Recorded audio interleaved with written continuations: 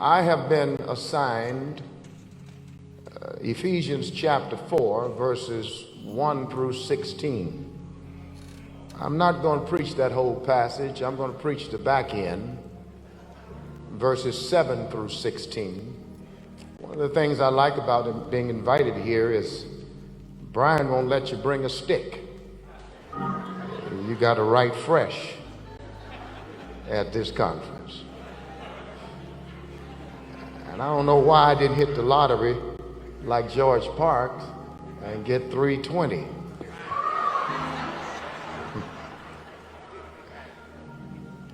Ephesians chapter 4, verses 7 through 16. I'm reading from the New King James Bible. If you found it, might you indicate as such by saying amen. Here's how my Bible reads. But to each one of us, grace was given according to the measure of Christ's gift. Therefore, he says, when he ascended on high, he led captivity captive and gave gifts to men. Now this, he ascended. What does it mean but that he also first descended into the lower parts of the earth? He who descended is also the one who ascended far above all the heavens, that he might fill all things. And he himself gave some to be apostles, some prophets, some evangelists, and some pastors and teachers, for the equipping of the saints for the work of ministry, for the edifying of the body of Christ, till we all come in the unity of the faith and of the knowledge of the Son of God, to a perfect man, to the measure of the stature of the fullness of Christ, that we should no longer be children, tossed to and fro and carried about with every wind of doctrine by the trickery of men and the cunning craftiness of deceitful plotting, but speaking the truth in love, may grow up in all things into him who is the head, Christ, from whom the whole body, joined and knit together by what every joint supplies, according to the effective working by which every part does its share, causes growth of the body for the edifying of itself in love. Would you look at somebody and tell them, let the church grow up? That's what I want to talk about. Let the church grow up. You probably heard of a fictional character created by J.M. Barrie, the Scottish novelist and playwright, known as Peter Pan. Peter Pan is a free-spirited and mischievous young boy who could fly and never grows up. Peter Pan spends his never-ending childhood on the mythical island of Neverland as leader of lost boys, interacting with pirates, fairies, mermaids, and occasionally ordinary children from the world outside Neverland. Peter Pan is the boy who never grows up. Some researchers at the University of Granada describe a condition that affects people who do not want to nor feel able to grow up as the Peter Pan syndrome. This concept gained popularity through a best-selling book written by psychologist Dr. Dan Kiley called The Peter Pan Syndrome, Men Who Never Grew Up. He got the idea after noticing that, like Peter Pan, many of the teenage boys that he treated had problems growing up and accepting adult responsibilities. These are people who have the bodies of an adult but the minds of a child. And even when they reach adult age, they still do not know how to or want to stop being children and start being mothers and fathers. People who exhibit characteristics associated with the Peter Pan syndrome are sometimes referred to as Peter Panners. Dr. Kiley also wrote a book about a young girl that was a character in the Peter Pan novel named Wendy. The book is entitled The Wendy Dilemma. In it, he offers advice to women who are romantically involved with Peter Panners. He used a term called the Wendy syndrome to describe women who act like mothers with their partners or people close to them. Wendy people are the individuals who do the things that Peter Pan doesn't do in order for Peter Pan to exist. For you see, Wendy makes all the decisions, if you will, and takes on all of the responsibilities of her partner, thus justifying his unreliability. In a relationship like that, Peter Panners will never have to grow up and accept responsibility for what they do, because Wendy people will always be there to clean up their mess. Wendy's problem is that she acts like a mother figure to Peter Pan. And the reality is that people who have the Wendy syndrome won't let Peter Panners grow up. Allow me to superimpose this analogy to the church. Far too many churches are producing Peter Pan Christians. Weak, immature, untaught believers whose names are on the church's membership rolls, but they have never grown up. And could it be that one of the reasons members of our churches are not growing in their spiritual life as they should is because the leadership of some churches are acting like Wendy? They have not created an environment for the people to grow up. Instead of taking seriously their responsibility to feed and protect the sheep, they have opted to become Sunday morning entertainers, if you will, who sacrifice true biblical truth and exposition on the altar of human applause. Because they are compliment addicts, they butcher the Bible and feed their congregation with a steady diet of gospel potato chips. And so they will preach and teach the text out of context as long as what they say will win the applause of the people. But I believe that God is saying to every one of us, preacher, let the church grow up. Maybe one of the other reasons why our churches are not growing as they should is because we have confused church growth with church swelling. Who among us doesn't desire to see people walking the aisles after the sermon and joining the church by the dozens? Many of us have imagined and daydreamed and seen ourselves preaching in a stadium or coliseum, packed to capacity, and thousands of people would come forward like at a Billy Graham crusade. However, it's obvious that we've been duped, hoodwinked, and bamboozled by the numbers game. Some studies suggest that only 6% of the people who came forward at Billy Graham's crusade actually became Christians. We make a great mistake when we measure church growth primarily by the number of people who join the church. In many cases, that's not growth, that's just swelling. Swelling happens when fluid and bacteria gathers beneath the skin because there's no exit or channel that allows it to escape. Likewise, people will not grow up in their relationship with the Lord, child of God, if we don't get them from the aisles when they join the church and channeled into the classrooms, study groups, and fellowship groups with other people. If this happens, our churches are not growing, they're just swelling. And you can rest assured that many of the people who join our churches this year won't be there next year. So I believe God has sent me to say, preacher, let the church grow up. That's what the Apostle Paul is getting at in this circuit letter that was written addressed to several different churches, known as the Epistle to the Ephesians. In the first 3 chapters, Paul expounds on the lofty concept of how the eternal purposes of God are being worked out in history through Jesus Christ, who died for sinners and was raised from the dead. God is creating a new humanity, a new creation, for a new humanity. Now in chapter 4 to the end of the letter, Paul shifts gears. He moves now from the theoretical to the practical, from doctrine to duty, from exposition to exhortation, and he teaches us how we're supposed to live out our faith in this new society as a people who are united in Christ.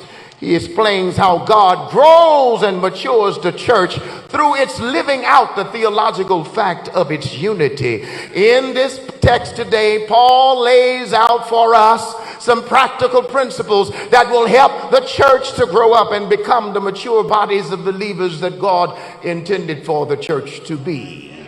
I believe that this text is tailored to teach us in the first place that the church will grow up when the right people with the right gifts lead it. He says in verse 7, but to each one of us grace was given according to the measure of Christ's gift. Notice that he says to each one of us, meaning that within our unity there is diversity.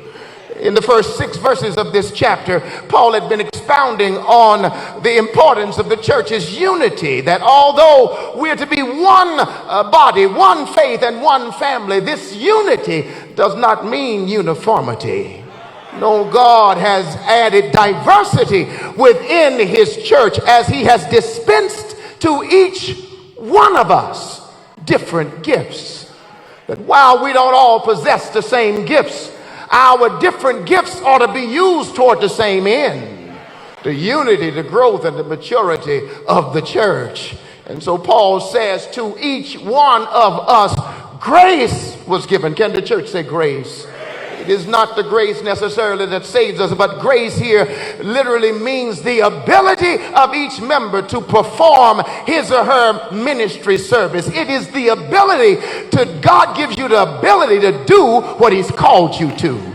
And Paul reminds us also that the gifts are not inherent to us. No, we were not born with them. They were given to us by Christ. He says, given according to the measure of Christ's gift. Notice that in verse 8, Paul now quotes from Psalm 68. And he uses it as an illustration which highlights the fact that our gifts were given to us by Christ. Look at your Bible, verse 8.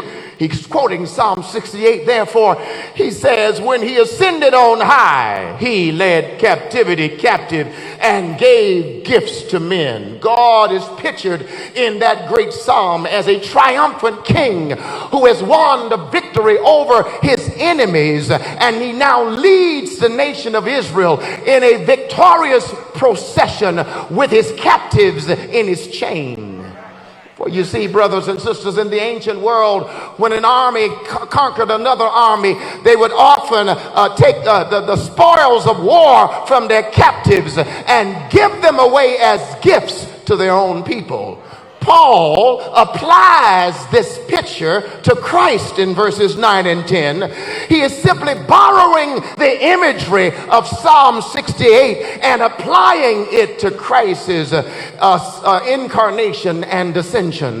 The fact, verse 9, that Christ ascended implies that he descended in the incarnation to the lower parts of the earth. Now, I know there are different views on the meaning of Christ having descended to the lower parts of the earth. Some take their cue from Peter to mean that it means that Christ went to hell and preached to the captive spirits. But others suggest that it simply means that it's referring to Christ's incarnation, to his coming to the earth. But however you look at it, Paul tells us that after conquering his enemies, our Christ, the conquering king, then gave gifts to every member of his church. And Paul says all of that to make one point, and that is that our gifts come from Christ.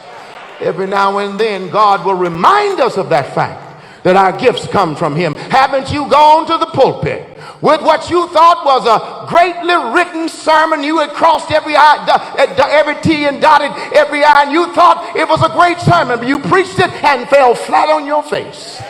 And Then there are other times when you've gone to the pulpit thinking what you've got to say is weak, and you've told God, I don't have much to say. God, I need you to help me. And God anointed it, and God blessed it, and it blessed the house. It is God's way of humbling us and reminding us that our gifts come from and are empowered by Christ. Now, having established the fact that Christ dispenses a variety of gifts to the members of his church, Paul now goes on to discuss what those gifts are. Now, while in other passages, the gifts are depicted as ministries that are given to certain individuals, in this text, the gifts are the individuals themselves who exercise the ministries. Paul tells us who these individuals are that God has given to the church to help the church to grow up. Look at verse 11. It is an emphatic statement. And he himself gave some to be apostles. Let church say apostles. These men were handpicked by Jesus to be sent forth. That's all it means, sent forth as his representatives on earth after he ascended into heaven. The apostles were foundational gifts to the church. They were eyewitnesses of the risen Christ. They spoke by the direct authority of Christ.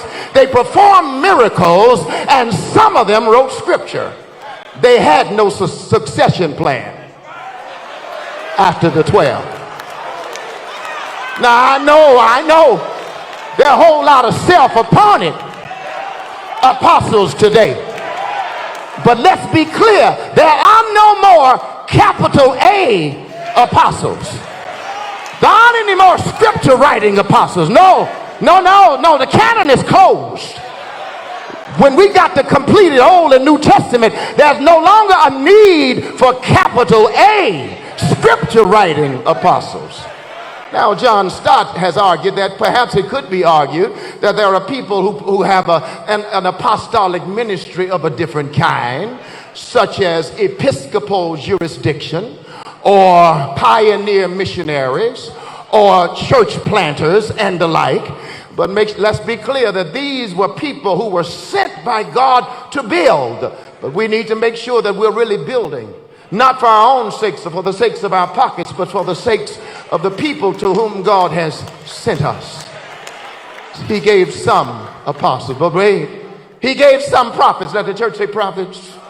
They were also foundational leaders who were given to the church. They were people who had the ability to speak directly from God, usually with a prediction concerning the future. They were especially needed in the early days of the church before the New Testament was written. As with the apostles, they had no successions. Now, don't make no mistake about it. There aren't any more capital P prophets who speak with the same authority as Isaiah, Jeremiah, Ezekiel, and John the Baptist. Now, let me push this issue of prophetic gifts a little further. It's interesting to me that there's a preoccupation with the prophetic ministry of today being only about telling the future. You know, fortune tellers, spiritual Miss Cleos. The prophets of the Bible didn't walk around just telling people the future. Before the Bible was written, the prophets also spoke forth a word about their current situation. The prophets of the Bible carried with them a "thus saith the Lord" and a "this is what the Lord is saying right now." Oh, brothers and sisters, instead of only speaking exclusively about the future, the prophets of old spoke to the issues of their day. Now, let me share with you very quickly that we must make sure that we don't lose the importance of having a prophetic voice that speaks to the issues of our day, like injustice, crime, homelessness, joblessness, racism, addiction, and greed. There is going on right now a push that's being made by some hyper evangelicals who are suggesting that we should not preach about social justice. You know, the hyper evangelicals, the ones who got God's red phone, who are the holders of all things true, and everybody else are heretics. They say that if you preach social gospel, that you're tainting the gospel, that you're adding to the gospel and it ceases to be the gospel. But that is the very same argument and mentality of the slave owner preacher in the days of slavery. When the slave owner preacher would preach to the slaves, slaves, obey your masters. Slaves, don't steal your master's chickens. Slaves, don't steal your master's hogs. Slaves, don't you try to better your social conditions. You just accept where you are, and when we all get to heaven, what a day of rejoicing that will be. And yet the slave preacher had more sense than that. He would listen to what the white slave owner preacher preached in the big house on Sunday morning, but then they would steal away over in the midnight hour out in the brush arbors in what Fraser calls the invisible institution. And there the slave preacher, who was illiterate and couldn't read his name in boxcar letters, he would reinterpret what the slave owner preacher had preached in the big house. He said, listen to children, everybody talking about going to heaven ain't going. And look, dear children, when they tell you to slave obey your master, he said, before I be a slave, I'd rather be sleeping in my grave. The slave preacher did not lose his prophetic voice.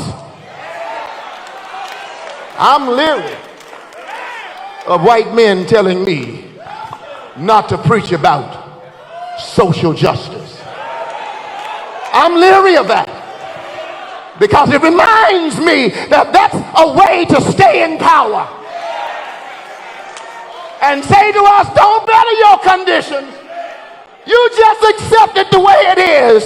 And when we all get to heaven, what a day of rejoicing that will be. They are so heavenly minded that they are no earthly good, because the cross we preach is not only vertical, it is also horizontal. Let me get back to my sermon. That was a digression.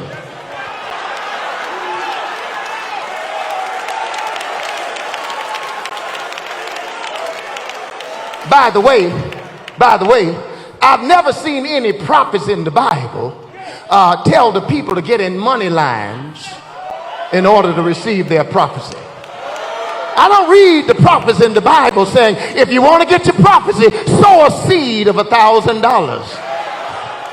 And it's so unfortunate that while prophets are lining their pockets, our communities are suffering from blight, food deserts, and payday loan schemes. The world is in trouble, brothers and sisters, and it's going to take more than $100 seed line to fix it. Gave some prophets. He gave some evangelists. I'm just going to rush through this. These are individuals who had the gift of proclaiming the good news through evangelistic preaching, who were able to make the gospel plain to unbelievers, whether through personal evangelism, mass evangelism, media, TV, radio, the internet, music, film. He gave some to be evangelists, but then some pastors and teachers. The Greek language allows us to lump the last two together as one and the same, and the role of the pastor teacher is to be shepherds who feed and lead and protect and nurture the sheep, the people of God. And the genius of God is that God provided the church with these individuals who have these gifts and others to help the church to grow up and become the mature bodies of believers that God intended it to be. Church, we need the right people with the right gifts, not the wrong gifts. if the church is going to make an impact on our communities and on society at large. The church will grow up when the right people with the right gifts lead it. But if I lean into this passage another way, I would suggest to you that the church will grow up when lay leadership is prepared to do ministry service. After pointing out the gifted leaders that God has assigned to the church, Paul tells us why they've been given. Verse 12, for the equipping of the saints for the work of ministry, for the edifying, the building up of the body of Christ. The job of the pastor teacher is not to do all the serving by ourselves, no, but it is to also involve the lay leadership in ministry service. The job of the pastor teacher is to teach the people and give ministry away. The apostles of old modeled this truth. They didn't hesitate to involve the laity in ministry service. We see them giving away ministry when they selected deacons to come alongside the pastors to serve as extensions of their ministry so that the needs of the people could be more effectively met. Likewise, Paul, his ministry in Corinth was greatly aided by a husband and wife couple, Priscilla and Aquila, who he refers to as his fellow workers in Christ. You see, they knew that they couldn't do it all by themselves. You perhaps have seen a preacher like I'm getting ready to describe, the preacher who had a problem giving away ministry to others. He carried around a large amount of keys that hung on his belt.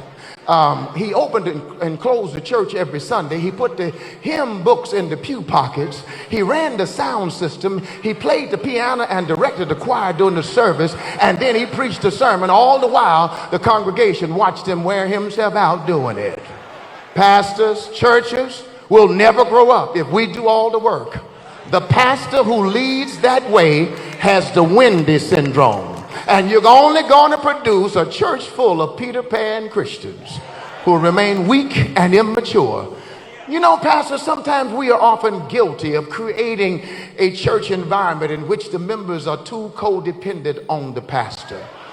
I think sometimes we take ourselves too seriously. Some of us seem to believe that the busier we are, it's a sign of maturity. It's a sign of dedication and spirituality. But let me tell you something. Rest is spiritual. Letting other people serve is spiritual. Taking a break is spiritual. I know some pastors, and maybe some of them in this room now, who have not taken a vacation in 20 years because they're afraid that if they do, the money and the attendance will go down. But can I tell you, Pastor, it's not your church. You didn't die for the church. It's God's church. And if you don't believe the church can make it without your presence, in the words of my late grandmother, just haul off and die.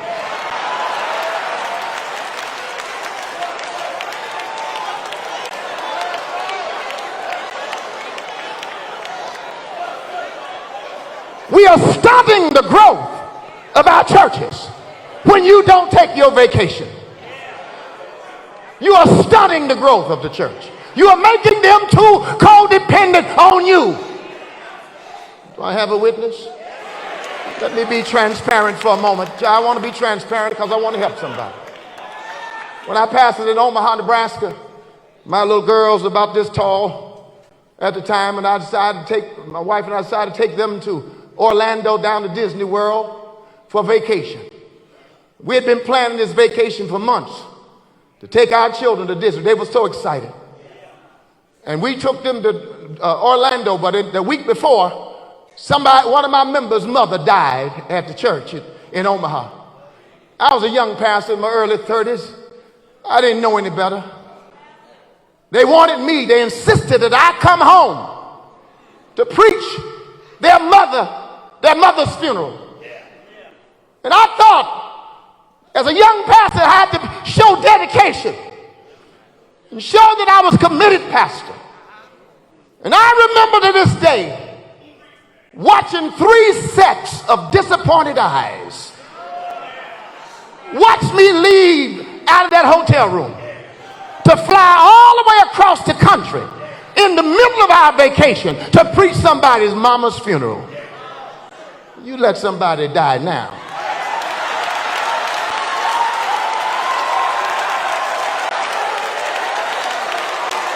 I wish somebody had told me that your first ministry is to your family. I should have told them, listen, if you want me to preach the funeral, I'll preach it when I get back. Otherwise, get somebody else. Preacher, take your vacation. Let the church grow up. The church will grow up when lay leadership is prepared to do ministry service. But then thirdly, the church will grow up when its aim is to intentionally produce mature believers. Real sustained church growth has to be intentional. Our good friend and the host of this conference, Pastor Brian Carter and the Concord Church, have created a culture of growth in this church. Their motto is, we grow people. And that ought to be the aim of every church, to grow people. That's exactly the point that Paul makes here when he says in verse 13, till we all come to the unity of the faith, of the knowledge of the Son of God, to a perfect man. Blue talked about it. To the measure, the stature, the fullness of Christ. Paul is telling us that the aim of church growth is to produce the perfect man. Not perfect in the sense of sinless perfection. No, that's the measure of the stature, the fullness of Christ. We're not going to get there in this life until we go to heaven and live in the presence of God. But here, perfect man refers to mature, fullness, full grown. Let church say full grown. The leader's aim ought to help the people to become mature in their life of faith, as opposed to infants or Peter Pan, immature Christians who never grow up. Paul draws a contrast between the full-grown believer and the infantile believer in verse 14. He says that we should no longer be children, tossed to and fro and carried about with every wind of doctrine by the trickery of men and the cunning craftiness of deceitful plotting. Paul uses this picturesque language, brothers and sisters, in order to highlight the fact that immature believers are like helpless seaweed that is carried at the mercy of the winds and waves on the sea. They just drift away. Peter Pan, infantile believers, he says, face confusion, error, and lack direction, that they are easily carried away by all kinds of false teaching. You know, brothers and sisters, the unfortunate reality is that some of our communities are suffering from food deserts. But an even greater unfortunate reality is that some churches are suffering from truth deserts. That while our airways, Christian airways, are saturated with preaching and teaching, so much of it does not reflect true biblical exposition. And a mostly biblically illiterate culture is often unable to discern what is sound doctrine and what is not. That's all the more reason why we ought to be intentional in helping our churches to grow up. And one of the indispensable ways in my view of helping the church to have intentional growth is through mature preaching. What I mean by mature preaching is, I mean responsible preaching. Please understand that the church can't grow up if the preacher won't grow up in his or her preaching. Mature preaching helps to produce mature churches and mature Christians. So the question that I want to ask tonight is, has your preaching grown up? Or is your preaching stuck in little boy, little girl status? Peter Pan preaching. If you are more concerned with killing the house than feeding the flock, you need to grow up. If you got more music than message, you need to grow up. If your wardrobe gets more attention than your books, you need to grow up. If you get more Twitter hits in your sermon than Bible in it, you need to grow up. And if a sermon that you preached 10, 15, 20 years ago is still reflective of your voice today, you aren't growing as a preacher. This year marks the 50th anniversary of the Godfather trilogy, the Godfather novel. And so I believe it was Life or Time magazine interviewed the author of that novel, Mario Puzo. And they wanted to get his thoughts about The Godfather. He wrote that great classic. It's one of the best-selling books of not only the 20th century, but one of the best-selling books of all time. It's a classic. And Mario Puzo made a startling confession. He said, I wish I had written that book better. He said, I wrote below my gifts in that book. Startling confession that a classic, one of the best-selling books of all time, The Godfather. And Puzo said, I should have written it better. I wrote below my gifts in that book. And as great a classic it is, as we all know that it is, we wonder what kind of book it would have been had he written up to the level of his gifts. Preacher, are you preaching below your gifts? Deacon, are you serving below your gifts? Choir, are you singing below your gifts? I preached a sermon several years ago. It's called Grace for Grown-Ups. Well, I'm here to suggest tonight we need preaching for grown-ups. We need to stop playing with preaching. Paul said, when I was a child, I spoke as a child. I understood as a child. I thought as a child. But when I became a man, when I became full grown, I put away childish things. Responsible preaching fosters intentional church growth. So God is saying, preacher, I need you to grow up in your preaching so you can help my church to grow up in its living. Lest I keep you too long, there's one last movement and I'm in my seat. I believe this text teaches us lastly that the church will grow up when it balances its need to be truthful and compassionate. Verse 15. But speaking the truth in love may grow up, there it is, may grow up in all things into him who is head, Christ.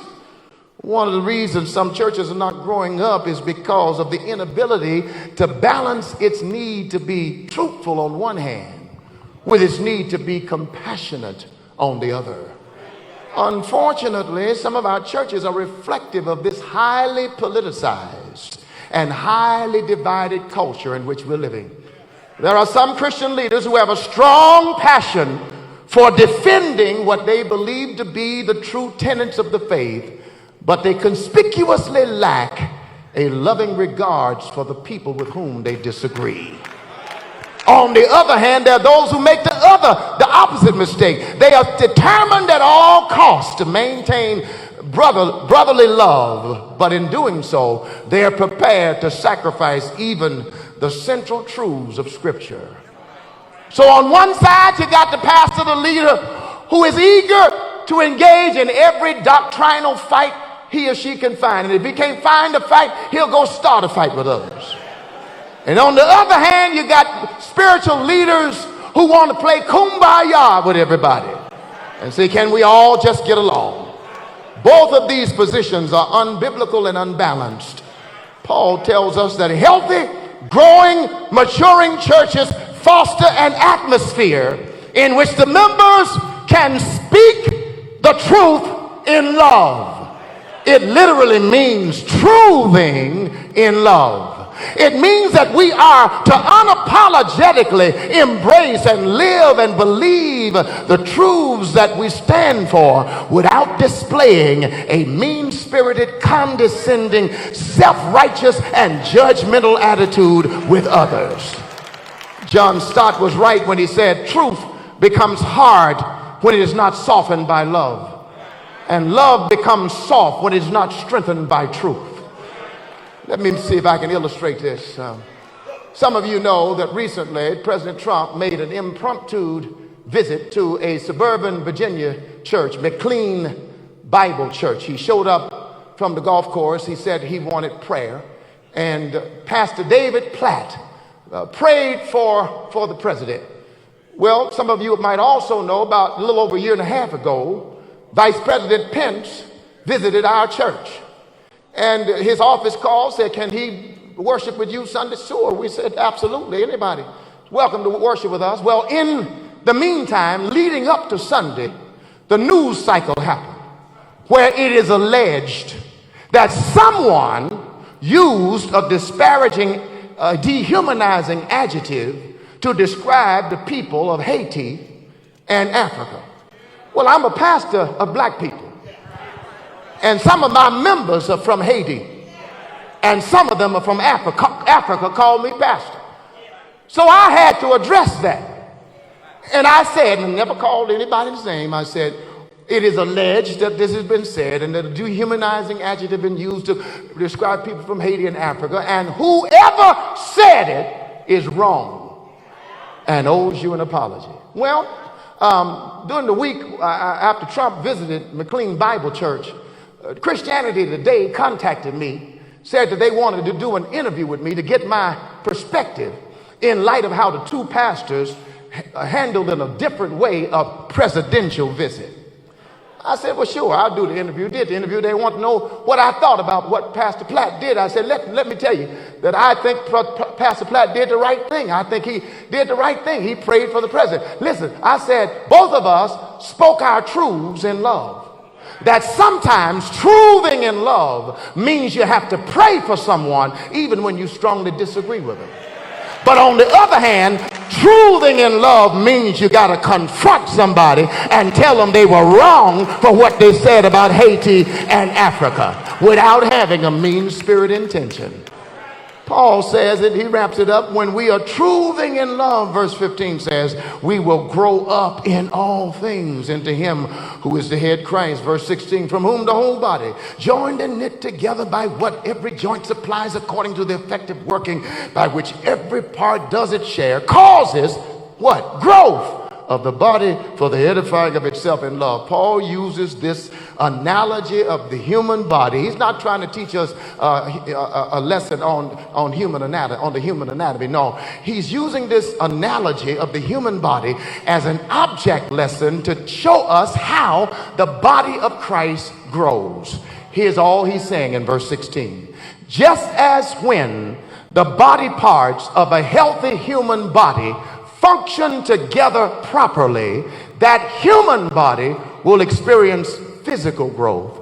Likewise, healthy churches can be expected to grow spiritually as we relate properly with each other and with Christ, who is the head. Let me get in my seat. Luke's gospel tells us that Jesus grew in wisdom and stature and in favor with God and man. Friends, I believe that what happened to Jesus, the head, ought to also happen to the church, the body. That just as Jesus, the head, had to grow up and mature as a man on this earth, he expects the church, the body, to grow up as well. This will happen when gifted people lead it, when the laity is encouraged to serve, when the churches cultivate an intentional culture of spiritual growth, and when everything that the church believes and teaches and does is done with a loving regard for one another under the lordship of Jesus Christ. Peter Pan is the boy who didn't want to stop being a child. Not because he couldn't grow up, but because he didn't want to grow up. Remember, Peter Pan sang that song, I'll never grow up, not me, no sir. Because growing up means it would be beneath my dignity to climb a tree. I'll never grow up. Peter Pan was so preoccupied with this childlike existence that he didn't realize the joy of what it would mean to grow up, and how his obsession with youth short-circuited the fullness of life. But I believe that God is saying to Peter Pan churches, to Peter Pan Christians, preachers, if you will, who are stuck in an unhealthy cycle of weakness and immaturity. It's time for the church to grow up, because what the world needs now is a grown-up church. Our cities need a grown-up church. Our relationship needs a grown-up church. Our nation needs a grown-up church. Our families need a grown-up church. The kingdom of God needs a grown-up church. So let the church grow up. Let the church grow up. God has spoken. Let the church grow up.